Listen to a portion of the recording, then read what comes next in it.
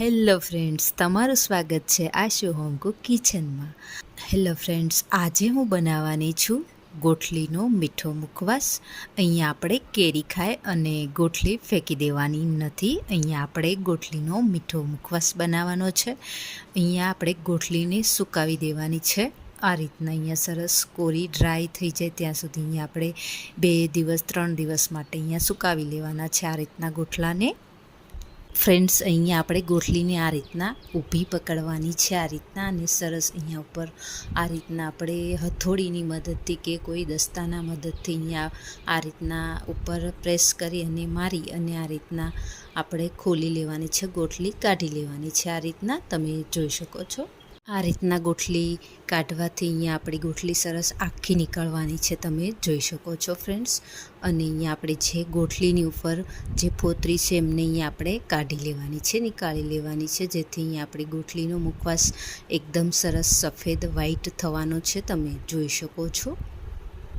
હવે ફ્રેન્ડ્સ, તમે જોઈ શકો છો અહીંયા મેં બધી જ ગોઠલી ઉપરથી આ ફોતરી કાઢી લીધી છે અને અહીંયા આપણે બધી જ ગોઠલી સરસ એવી વ્હાઈટ થઈ ગઈ છે. હવે અહીંયા આપણે બધી જ ગોઠલીને બાફી લેવાની છે, એકસાથે અહીંયા સરસ એવી બાફી લેવાની છે. હવે ફ્રેન્ડ્સ, અહીંયા આપણે એક કુકર પેનની અંદર 2 કપ પાણી એડ કરવાનું છે અને અહીંયા આપણે 2 ટીસ્પૂન અહીંયા મીઠું એડ કરવાનું છે. અહીંયા તમારે ટેસ્ટ પ્રમાણે મીઠું લઈ લેવાનું છે.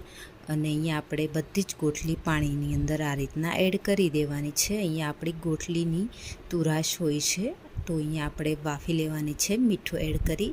ને અહીંયા આપણે 3 થી 4 સીટી કૂક કરી લેવાની છે ગોઠલીને, અને સરસ એવી અહીંયા આપણે બાફી લેવાની છે આ રીતના.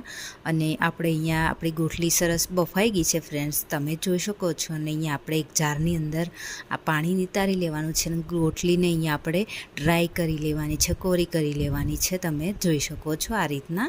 અને અહીંયા આપણી ગોઠલી બી સરસ બફાઈ ગઈ છે. હવે ફ્રેન્ડ્સ, અહીંયા જોઈ શકો છો અહીંયા આપણે ગોઠલીના સ્લાઇસ પીસીસ કરી લેવાના છે આ રીતના નાના નાના, તમે જોઈ શકો છો. અને અહીંયા આપણે ગોઠલીને સરસ એવા સૂર્યપ્રકાશમાં સૂકવવાની છે. 2 દિવસ માટે અહીંયા આપણે સૂકવી દેવાની છે. અને જો અહીંયા સારો તાપમાન હોય સૂર્યનું, તો અહીંયા તમારી 24 કલાકની અંદર પણ ગોઠલી સુકાઈ જાય છે. અને અહીંયા આપણે ફેનની નીચે પણ સુકાવી શકીએ છીએ ગોઠલીને, તમે જોઈ શકો છો. અને સરસ એવી અહીંયા આપણી ગોઠલી બી ડ્રાય સરસ કોરી એવી અહીંયા સુકાઈ ગઈ છે, તમે જોઈ શકો છો ફ્રેન્ડ્સ. હવે ફ્રેન્ડ્સ, અહીંયા આપણી 2 દિવસ થઈ ગયા છે. અહીંયા આપણી ગોઠલી બી સરસ સુકાઈ ગઈ છે. અને હવે અહીંયા આપણે ગોઠલીને શેકી લેવાની છે, ઘીમાં અહીંયા ફ્રાય કરવાની છે. આપણે એક ગેસ ઉપર કડાઈ પેન રાખીશું અને એની અંદર અહીંયા આપણે 1 ટેબલ સ્પૂન અહીંયા ઘી એડ કરવાનું છે.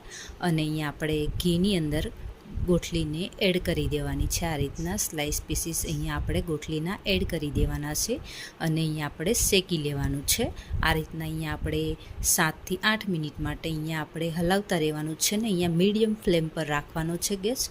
અને અહીંયા આપણે ગોઠલીને શેકી લેવાની છે અને આ રીતના ધીમે ધીમે હલાવતા રહેવાનું છે. ફ્રેન્ડ્સ, અહીંયા આપણે ગેસ મીડિયમ ટુ લો ફ્લેમ પર જ રાખવાનો છે અને અહીંયા આપણે ગોઠલી ફ્રાય કરી લેવાની છે આ રીતના. ને અહીંયા આપણી ગોઠલી સરસ ફ્રાય થઈ ગઈ છે. અહીંયા 1 ટીસ્પૂન અહીંયા આપણે બ્લેક સોલ્ટ એડ કરવાનું છે અંદર અને મિક્સ કરી લેવાનું છે સરસ, તમે જોઈ શકો છો. અને અહીંયા આપણે સરસ એવી ક્રિસ્પી થાય ગોઠલી ત્યાં સુધી અહીંયા ફ્રાય કરી લેવાની છે આ રીતના. અને સરસ એવું અહીંયા આપણે કાચની બોટલ લેવાની છે ને અહીંયા ભરી અને અહીંયા આપણે સ્ટોર કરી લેવાની છે ગોઠલીને. તો ફ્રેન્ડ્સ, તમે જોઈ શકો છો ને અહીંયા આપણી ગોઠલી બી સરસ એવી થઈ ગઈ છે અને ગોઠલીનો મુખવાસ બની ગયો છે. તો ફ્રેન્ડ્સ, તૈયાર છે ગોઠલીનો મીઠો મુખવાસ.